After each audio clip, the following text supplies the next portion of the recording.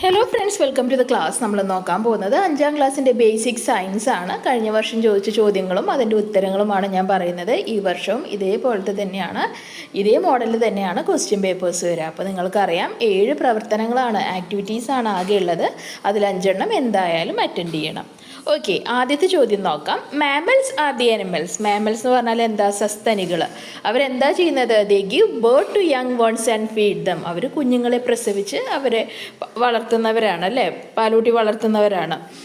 Which among the following is not a feature of mammal. മാമലിൻ്റെ feature അല്ലാത്തത്, പ്രത്യേകത അല്ലാത്തത് എന്തെന്നാണ് ചോദിക്കുന്നത്. ആദ്യത്തെ ഫീച്ചർ തന്നെ നോക്കിയേ, ദേ ലേ എഗ്സ്.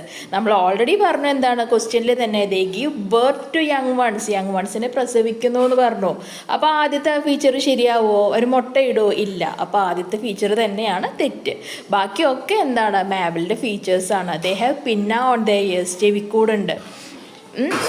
പിന്നെ their bodies are covered with hair of fur, അല്ലേ? അവരുടെ ശരീരം മുഴുവൻ ഇങ്ങനെ, ഇപ്പോൾ ഈ മങ്കീനെയൊക്കെ നമുക്ക് മാമലാണെന്ന് പറയാം. അതിൻ്റെ ശരീരമൊക്കെ എങ്ങനെയാണ്? മുഴുവൻ ഹെയറിയാണ്, അല്ലേ? പിന്നെ feed milk to the young ones. Young വൺസിന് പാല് കൊടുക്കാറുണ്ട്. അപ്പോൾ മാമൽസിൻ്റെ ഫീച്ചേഴ്സ് എന്തൊക്കെയാണ് നിങ്ങളുടെ ക്വസ്റ്റ്യൻ പേപ്പറിലുണ്ടെങ്കിൽ ഈ 3 എണ്ണം എഴുതാം. ഫീച്ചർ അല്ലാത്തത് എന്താണ്? ദേ ലേ എഗ്സ്, മുട്ടയിടില്ല. ഓക്കെ, അപ്പോൾ 2 ക്വസ്റ്റ്യൻ അതിൽ നിന്ന് കിട്ടിയല്ലോ. ഇനി അടുത്തത് നമുക്ക് നോക്കാം. U might have heard about amphibians. What are the features? നിങ്ങൾ ആംഫിബിയൻസിനെ പറ്റി കേട്ടിട്ടില്ലേ? ആംഫിബിയൻസ് എന്ന് പറഞ്ഞാൽ എന്താണ്? കരയിലും വെള്ളത്തിലും ഒരുപോലെ ജീവിക്കാൻ പറ്റുന്നവ, അല്ലേ? ഇപ്പോൾ എക്സാമ്പിൾ പറയുകയാണെങ്കിൽ ഫ്രോഗ്, തവളേനെ പറയാം, ക്രൊക്കോഡൈലിനെ പറയാം, അല്ലേ? അപ്പോൾ അതൊക്കെ ആംഫിബിയൻസ് ആണ്. ഇനി അതിൻ്റെ ഒരു ഫീച്ചർ താഴെ കൊടുത്തിട്ടുണ്ട്, ബാക്കി 2 എണ്ണം കൂടി എഴുതണം. ഒരു ഫീച്ചർ എന്താ? They live in land and water. വെള്ളത്തിലും കരയിലും ഒരുപോലെ ജീവിക്കുന്നു. രണ്ടാമത്തെ ഫീച്ചർ എന്താ? ദേ ഹാവ് മോയ്സ്റ്റ് സ്കിൻ, അല്ലേ? ഒരു സ്കിൻ എന്ന് പറഞ്ഞാൽ എങ്ങനെയാണ്? ഒരു നനവുള്ള പോലത്തെയാണ്. ഫ്രോഗിൻ്റെയും ക്രൊക്കോഡൈലിൻ്റെയൊക്കെ സ്കിന്ന് ശ്രദ്ധിച്ചാൽ നമുക്കറിയാതെ. പിന്നത്തെ എന്താണ്? They are cold blooded. അവർ കോൾഡ് ബ്ലഡഡ് ആണ്. അപ്പോൾ അതാണ് ഫീച്ചർ വരുന്നത്. ഇനി മൂന്നാമത്തെ സി എന്താണ്?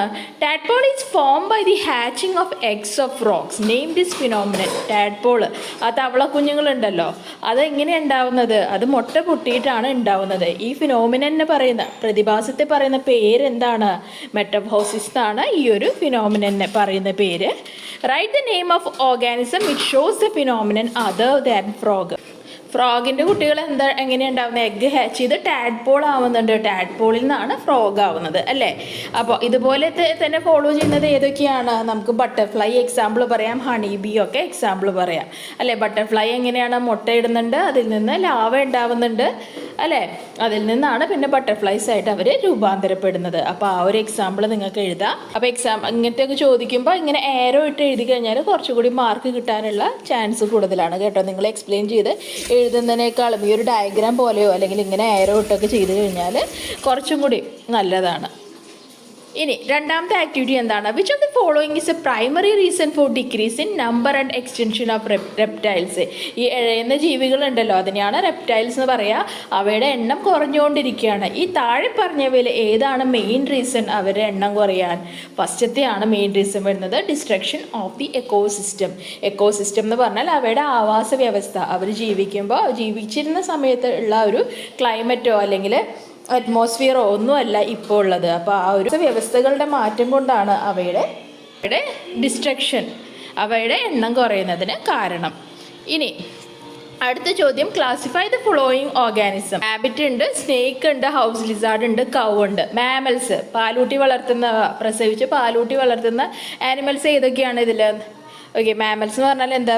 കുഞ്ഞുങ്ങളെ പ്രസവിച്ച് വളർത്തുന്നവ. ഇതിലേതൊക്കെയാണ്? കവ്, നമുക്കറിയാം, പശുക്കിടാവ്. പിന്നെ അതുപോലെ തന്നെ ഏതാണ്? റാബിറ്റ്, അല്ലേ? റാബിറ്റും അങ്ങനെ തന്നെയാണ്. ഇനി നെക്സ്റ്റ് വരുന്നത് ഏതാണ്? സ്നേക്ക് ഏതിൽ വരുന്നതാ? ഇഴജന്തുക്കളാണ്. അപ്പോൾ അത് റെപ്റ്റൈൽസിലാണ് വരുന്നത്. അതുപോലെ തന്നെ ഒന്നുള്ളത് ഏതാണ്? ഹൗസ് ലിസാർഡാണ് കേട്ടോ. ഇനി what care should be taken immediately after a snake bite before taking to the hospital. ഹോസ്പിറ്റലിലേക്ക് ഒരാൾ പാമ്പ് കടി ഏറ്റിട്ട് ഒരാളെ കൊണ്ടുപോകുന്നുണ്ട്. അപ്പോൾ അയാളെ ഹോസ്പിറ്റലിലേക്ക് കൊണ്ടുപോകുന്നതിന് മുമ്പ് നമ്മൾ എടുക്കേണ്ട പ്രിക്കോഷൻസ് എന്തൊക്കെയാണ്? എന്ത് ചെയ്യണം?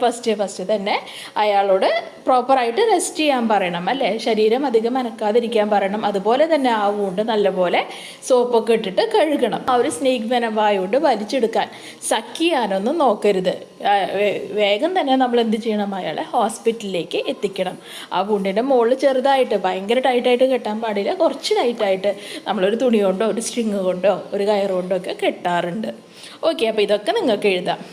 ഇനി മൂന്നാമത്തെ activity, what should be taken care of the health of tongue. നമ്മുടെ നാവിനെ സംരക്ഷിക്കാൻ നമ്മൾ എടുക്കേണ്ട പ്രിക്കോഷൻസ് എന്തൊക്കെയാണെന്നാണ് ചോദിക്കുന്നത്. എന്തൊക്കെ കാര്യങ്ങൾ നമ്മൾ ശ്രദ്ധിക്കണം. നമ്മൾ ഭയങ്കര ചൂടുള്ളതോ അല്ലെങ്കിൽ ഭയങ്കര ചൂടുള്ള ഫുഡൊക്കെ അവോയ്ഡ് ചെയ്യുക. പിന്നെ ഭയങ്കര സ്പൈസി ആയിട്ട് എരിവ് കൂടുതലുള്ള പുളി കൂടുതലുള്ള അങ്ങനത്തെ ഫുഡ്സ് അവോയ്ഡ് ചെയ്യുക. എപ്പോഴും ഇടയ്ക്കിടയ്ക്ക് നമ്മൾ ടങ് ക്ലീനേഴ്സ് യൂസ് ചെയ്യണം. ഓക്കെ, അപ്പോൾ അങ്ങനത്തെ കാര്യങ്ങളൊക്കെ നിങ്ങൾക്ക് കൊടുക്കാം.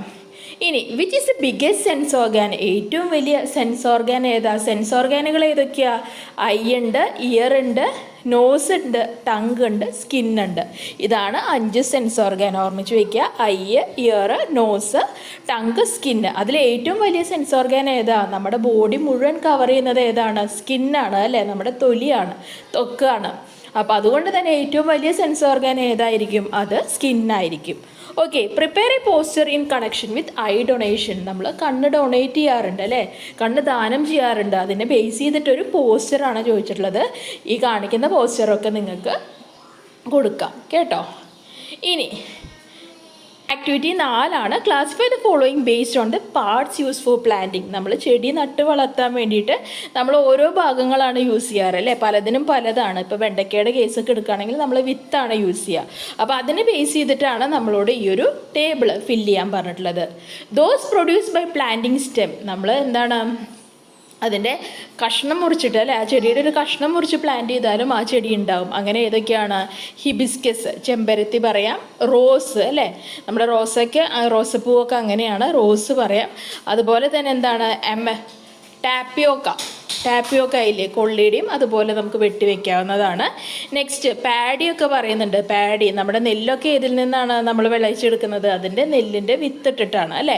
അപ്പോൾ ഫ്രം സീഡ്സ് ആണ് അടുത്തത് വരുന്നത്. പാഡി വരുന്നുണ്ട്, ലേഡീസ് ഫിംഗർ വരുന്നുണ്ട്, അതുപോലെ തന്നെ അമരാന്തസ് എന്ന് പറഞ്ഞാൽ ചീരയാണ് കേട്ടോ. അപ്പോൾ അമരാന്തസും എഴുതാം. ഇത് പറയുന്നത് it seed sprouts at the bottom of the plant, saplings can not grow properly. Different seed, എങ്ങനെയാണ് സീഡൊക്കെ ഒരു സ്ഥലത്ത് നിന്ന് മറ്റൊരു സ്ഥലത്തേക്ക് ഡിസ്പേഴ്സ് ആവുന്നത്? ത്രൂ വിൻഡ് അല്ലേ. ഇപ്പോൾ അപ്പൂപ്പൻ താടിയുടെ കേസൊക്കെ എടുക്കുകയാണെങ്കിൽ അതിൻ്റെയൊക്കെ അതിങ്ങനെ പറന്ന് വരുമ്പോൾ അതിൻ്റെ താഴെ കണ്ടിട്ടില്ല, അതിൻ്റെ സീഡ് കണ്ടിട്ടില്ല. അപ്പോൾ അത് എങ്ങനെയാണ്? കാറ്റിൽ കൂടെ ഒരു സ്ഥലത്ത് നിന്ന് മറ്റൊരു സ്ഥലത്തേക്ക് സീഡ് എത്താറുണ്ട്. അതുപോലെ തന്നെ ത്രൂ ഇൻസെക്ട്സ് അല്ലേ, ഇൻസെക്ട്സൊക്കെ ഒരു ഇതിലൊക്കെ ചെന്നിരിക്കുമ്പോൾ അതിൻ്റെ മേലൊക്കെ ചിലപ്പോൾ സീഡ്സൊക്കെ പറ്റി പിടിച്ച് അങ്ങനെ എത്താറുണ്ട്. ത്രൂ വാട്ടർ, വെള്ളത്തിലൂടെയും വരാറുണ്ട്. ഒക്കെ എഴുതാം. ഓക്കെ, ഇനി അടുത്ത ചോദ്യം എന്താണ്? Which adaptation of pappus helps in seed dispersal. Pappus എന്ന് പറഞ്ഞാൽ ഇപ്പോൾ ഞാൻ പറഞ്ഞ അപ്പൂപ്പൻ താടിയാണ്. അപ്പൂപ്പൻ താടി ഏത് അഡാപ്റ്റേഷനാണ് അതിനെ സീഡ് ഡിസ്പേഴ്സലിന് ഹെൽപ്പ് ചെയ്യുന്നത്? ഹെയറി പാർട്സ് കേട്ടോ, ഹെയറി പാർട്സ്. അതിൻ്റെ ശരീരം എങ്ങനെയാണ്? ഹെയറി ആണ് അല്ലേ. അടുത്തത് 5ാമത്തെ ആക്ടിവിറ്റി ആണ് water is precious, don't waste it. വെള്ളം അമൂല്യമാണ്, അത് വേസ്റ്റ് ചെയ്യരുതെന്ന് പറയുന്നുണ്ട്.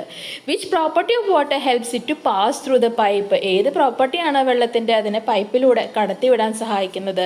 നമുക്കറിയാം വെള്ളം എന്ന് പറഞ്ഞാൽ ലിക്വിഡാണ് അല്ലേ, ലിക്വിഡാണ് അതിൻ്റെ സ്റ്റേറ്റ് എന്ന് പറഞ്ഞാൽ. അപ്പോൾ ലിക്വിഡ് ആയതുകൊണ്ട് തന്നെ നമ്മൾ ഏതൊരു പാത്രത്തിലോ അല്ലെങ്കിൽ ഏതൊരു കുപ്പിയിലോ നിറച്ചാലും ആ ഒരു കുപ്പിയുടെ ഷേപ്പ് എടുക്കാൻ ഏതിന് പറ്റും? വെള്ളത്തിന് പറ്റും. അപ്പോൾ അതുകൊണ്ട് തന്നെ വെള്ളം ഒരു പൈപ്പിലൂടെ പാസ് ചെയ്യണമെങ്കിൽ അത് ഈസി ആയിട്ട് അതിൻ്റെ ഷേപ്പ് എടുത്ത് അതിലൂടെ പാസ് ചെയ്ത് പോയിക്കോളും, ഫ്ലൂയിഡ് രൂപത്തിൽ പോയിക്കോളും. അപ്പോൾ അതിൻ്റെ ഏത് പ്രോപ്പർട്ടിയാണ് ഹെൽപ്പ് ചെയ്യുന്നത്? ഈ ഒരു പ്രോപ്പർട്ടിയാണ് അതിനെ ഹെൽപ്പ് ചെയ്യുന്നത്. What are the various types of water conservation methods? Name any 3 of them. ഏത് രീതിയിലൊക്കെ നമുക്ക് വെള്ളം സേവ് ചെയ്യാൻ പറ്റും? ഏതെങ്കിലും 3 എഴുതാൻ പറയുന്നത്. ഏതൊക്കെ പറയാം? യൂസ് അല്ലേ, നമ്മൾ ഉപയോഗിക്കുന്നില്ലെങ്കിൽ ആ ടാപ്പ് ക്ലോസ് ചെയ്യുക, വെറുതെ വെള്ളം വേസ്റ്റ് ചെയ്യാതിരിക്കും. പിന്നെ കുറേ കാര്യങ്ങൾ പറയാം. കുളിക്കുമ്പോൾ ഷവർ തുറന്നിട്ട് കുളിക്കാതെ ബക്കറ്റിൽ വെള്ളം പിടിച്ചിട്ട് ആ വെള്ളം യൂസ് ചെയ്യാൻ നോക്കുക അല്ലേ. പിന്നെ വേസ്റ്റ് വാട്ടർ, അടുക്കളയിലുള്ള വേസ്റ്റ് വാട്ടറൊക്കെ വെറുതെ കളയാതെ അതൊക്കെ ഒരു പാത്രത്തിൽ ശേഖരിച്ചിട്ട് വേണമെങ്കിൽ നമുക്ക് ഗാർഡനിലൊക്കെ യൂസ് ചെയ്യാം. ഓക്കെ, അപ്പോൾ അങ്ങനത്തെ കാര്യങ്ങളൊക്കെ നിങ്ങൾക്ക് വാട്ടർ കൺസർവേഷൻ മെത്തേഡായിട്ട് എഴുതാം. നെക്സ്റ്റ് പറയുന്നത് which among the following is solid state of water. വെള്ളത്തിൻ്റെ ഖരരൂപത്തിലുള്ളത്, അതായത് കട്ടിയായിട്ടുള്ള രൂപത്തിലുള്ള സ്റ്റേറ്റ് ഏതാണ്? അത് ഐസാണ്. എല്ലാവർക്കും അറിയാം അല്ലേ, ഐസാണ്. അടുത്ത് പറയുന്ന ആക്ടിവിറ്റി 6 ആണ്. You might have done an experiment in your classroom to prove that air is necessary for burning which are the other materials need other than a match box. ഒരു സാധനം കത്തണമെങ്കിൽ കാറ്റ് അത്യാവശ്യമാണെന്ന് നിങ്ങൾക്കറിയാം. അപ്പോൾ ആ ഒരു എക്സ്പെരിമെൻറ്റ് നടത്താൻ വേണ്ടി മാച്ച് ബോക്സ് അല്ലാതെ വേറെ എന്തൊക്കെ കാര്യങ്ങൾ വേണം? ഒരു ഗ്ലാസ് ടംബ്ലർ അല്ലേ, ഒരു ഗ്ലാസ് വേണം, മാച്ച് ബോക്സ് വേണം. ഇനി മാച്ച് ബോക്സ് കൊണ്ട് എന്താ നമ്മൾ കത്തിക്കുന്നത്? ഒരു ക്യാൻഡിൽ വേണം അല്ലേ. അപ്പോൾ മാച്ച് ബോക്സ് വേണം, ക്യാൻഡിൽ വേണം, ഗ്ലാസ് ടംബ്ലർ വേണം, പിന്നെ എന്നൊക്കെ നമുക്ക് എഴുതാം. ഓക്കെ, അപ്പോൾ ഏത് എക്സ്പെരിമെൻ്റ് ആണ് നമുക്ക് ചെയ്യാൻ പറ്റുക എന്നാണ് അടുത്തത് ചോദിക്കുന്നത്. അതിൻ്റെ ഒരു നോട്ട് ഉണ്ടാക്കാൻ പറയുന്നുണ്ട്. നമ്മൾ എന്ത് ചെയ്യും? ഫസ്റ്റ് ആ ക്യാൻഡിൽ കത്തിക്കും അല്ലേ. ഒരു പ്ലേറ്റിൽ വെച്ചിട്ട് നമ്മൾ ആ ക്യാൻഡിൽ കത്തിക്കും. ക്യാൻഡിൽ കത്തിക്കുമ്പോൾ ഫസ്റ്റ് അത് കത്തും. പിന്നെ എന്താണ്, നമ്മളത് ഗ്ലാസ് ടംബ്ലർ കൊണ്ട് മൂടുമ്പോൾ ഒരു ശബ്ദം, ഒരു ഫ്ലിക്കറിങ് സൗണ്ട് പോലെ കേൾക്കാം. അത് കഴിഞ്ഞിട്ട് ആ ഒരു എന്താണ്, ആ കത്തുന്ന ക്യാൻഡിൽ തനിയേക്ക് ഇടും അല്ലേ.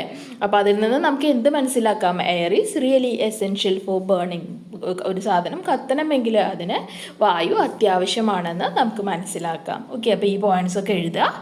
C, which of the following is A non renewable resource energy. Non renewable എന്ന് പറഞ്ഞാൽ എന്താ? നമുക്ക് വീണ്ടും വീണ്ടും ഉണ്ടാക്കാൻ പറ്റാത്തത്.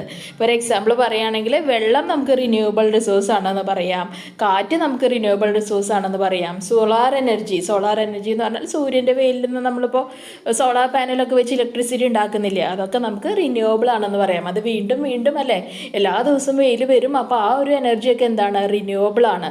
പക്ഷേ ഇതിൽ റിന്യൂവബിൾ അല്ലാത്തത് ഏതാ? പെട്രോളും കോളും അല്ലേ. പെട്രോളും കോളും നമ്മൾ ഉപയോഗിച്ച് കഴിഞ്ഞാൽ ആ സാധനം തീർന്നു അല്ലേ.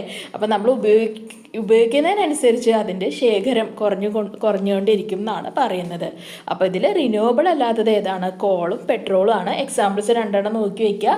റിന്യൂവബിൾ റിസോഴ്സസ് ചോദിച്ചാൽ നിങ്ങൾക്ക് വാട്ടർ, എയർ, സോളാർ എനർജിയൊക്കെ എഴുതാം. നോൺ റിന്യൂവബിൾ ചോദിച്ചാൽ പെട്രോള്, കോളൊക്കെ എഴുതാം കേട്ടോ.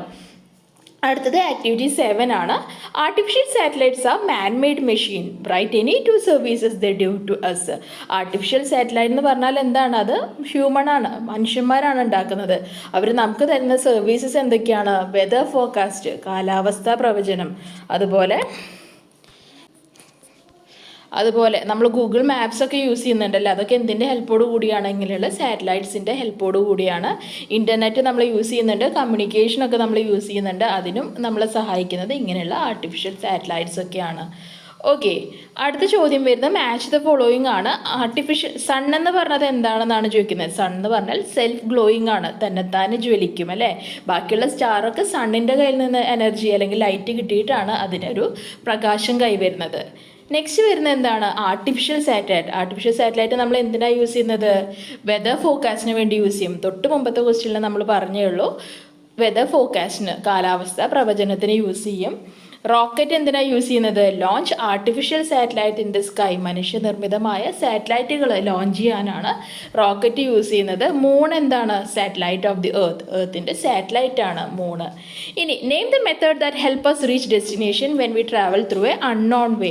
നമ്മൾക്ക് അറിയാത്തൊരു വഴി കൂടെ പോകുമ്പോൾ നമ്മൾ ഇപ്പോൾ എന്താണ് യൂസ് ചെയ്യാറ്? സ്ഥലം കണ്ടെത്താൻ എല്ലാവർക്കും അറിയാം, GPS ആണ് അല്ലേ. മാപ്പൊക്കെ ഇട്ടിട്ട് നമ്മൾ പോകാറില്ലേ, അതാണ് GPS എന്ന് പറയുന്നത്. ഓക്കെ, അപ്പോൾ ഇത്രയാണ് ഈ ഒരു ക്വസ്റ്റ്യൻ പേപ്പറും അതിൻ്റെ ആൻസേഴ്സും വരുന്നത്. ഇഷ്ടപ്പെട്ട ലൈക്ക് ചെയ്യൂ, സബ്സ്ക്രൈബ് ചെയ്ത് വെച്ചാൽ നിങ്ങളുടെ ഫ്രണ്ട്സിനും കൂടി ഒന്ന് ഷെയർ ചെയ്ത് കൊടുക്കൂ. Thank you.